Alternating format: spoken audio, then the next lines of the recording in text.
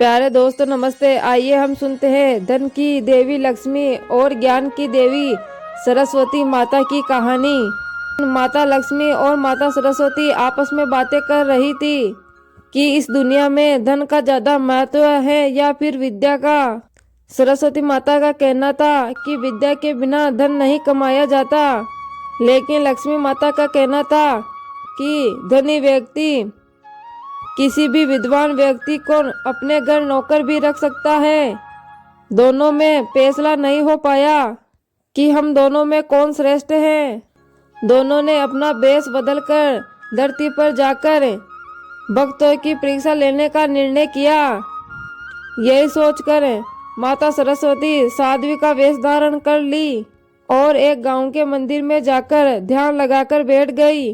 और लक्ष्मी माता जी ने एक सेठानी का वेश धारण किया और उसी गांव में जा पहुंची। वो एक घर में जाकर दरवाजा खटखटाने लगी। गायत्री नाम की एक महिला बाहर आई तो वो बोली, आप कौन हो? तब माता लक्ष्मी बोली कि मेरे पति पास के गांव में ही व्यापार का काम करने गए हैं, उनके लौटने तक मैं आपके घर रह सकती हूँ, उनके बदले में आपको बहुत धन दे दूंगी। गायत्री ने कहा, मैं अपनी सास और जेठानी को बुलाकर लाती हूँ और वो ही इस बात के बारे में फैसला करेंगे। गायत्री की सास बहुत ही सीधी और सरल स्वभाव की थी, पर जेठानी सुहानी बहुत ही चालाक थी। सुहानी देखकर समझ गई कि इस औरत के पास बहुत ही धन है। उसने धन देकर इस सेठानी को रख लिया। सास और छोटी बहू गायत्री ने बहुत ही मना किया। अतिथि से धन लेना ठीक नहीं है, वो तो देवता समान होते हैं। पर सुहानी नहीं मानी। सेठानी 3 दिन तक वहां रुकी। वो हर दिन कुछ न कुछ सोने की चीज देती थी। गायत्री और सुहानी सेठानी की बहुत ही आवभगत किया।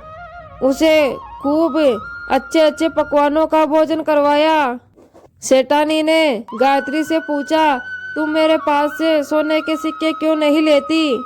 तब गायत्री ने बोला कि मेरे संस्कार हैं, मेरे माता पिता ने सिखाया है किसी भी अतिथि से कुछ भी सामान नहीं लेना चाहिए और मैं अपनी कमाई पर विश्वास रखती हूँ। यही बात सेठानी ने सास से पूछी। मुझे बचपन से यही शिक्षा मिली है कि अतिथि देवो भव। आपकी सेवा करके मुझे ऐसा प्रतीत होता है कि मैं साक्षात ईश्वर की सेवा कर रही हूँ और सेवा के बदले धन लेना पाप है और मैं ये पाप नहीं करना चाहती। 3 दिन के बाद लक्ष्मी जी वहाँ से चली गई। अगले दिन साध्वी के रूप में सरस्वती जी उसी घर में आई और उन्होंने भी वहाँ 3 दिन रुकने की बात कही और रहने के बदले उन्होंने अपने घर से जाते समय उन्हें लाभदायक बातें कहने की बात बताई। सुहानी ने उन्हें अपने घर में रखने से मना कर दिया, पर सास और छोटी बहू ने उन्हें रख लिया और मन लगाकर उसकी सेवा में जुट गई। सुहानी ने एक बार भी कमरे से निकलकर उनसे बात नहीं की। 3 दिन पूरे होने के बाद साध्वी जी वहां से जाने लगी। जाते समय उन्होंने तीनों को बुलाया और कहा, मैं तुम लोगों की सेवा से बहुत ही प्रसन्न हूँ। फिर उन्होंने सास और छोटी बहू के कान में ज्ञान की बात बताई और जब वो बड़ी बहू के पास गई तो बड़ी बहू ने कहा, मुझे ज्ञान की बातें नहीं सुननी, मेरे लिए तो धन ही सब कुछ है। साध्वी जी वहां से बिना कुछ कहे चली गई, लेकिन थोड़ी ही देर में सेठानी को साथ में लेकर वहां वापिस पहुंची।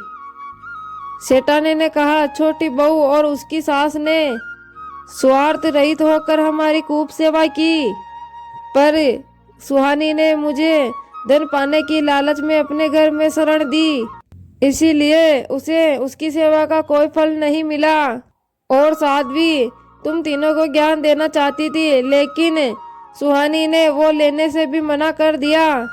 फिर दोनों देवियां अपने असली रूप में प्रकट हो गई और सरस्वती माता ने कहा, लक्ष्मी जी ने तीनों की अलमारी को धन से भर दिया था, यह बात मैंने उनके कानों में कही थी।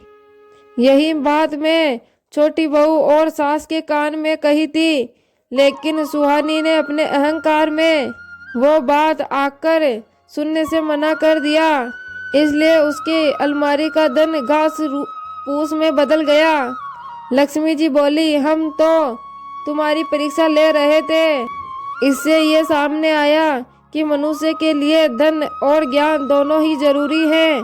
यदि बड़ी बहू ने धन का लालच न किया होता और ज्ञान को भी प्राप्त कर लेती तो उसे भी धन मिल जाता। सुहानी दोनों के पैरों में गिरकर माफी मांगने लगी। छोटी बहू और सास बोली, हमें आप दोनों के दर्शन एक ही साथ हो गए, ये तो हमारा बड़ा ही सौभाग्य है। ये सुनकर माता लक्ष्मी जी और सरस्वती जी दोनों ही प्रसन्न हो गई और उन्होंने फिर से बड़ी बहू की अलमारी को भी धन से भर दिया और वहां से तीनों को आशीर्वाद देकर अंतर्ध्यान हो गई। तो प्यारे दोस्तों, ये थी सरस्वती और माता लक्ष्मी की कहानी।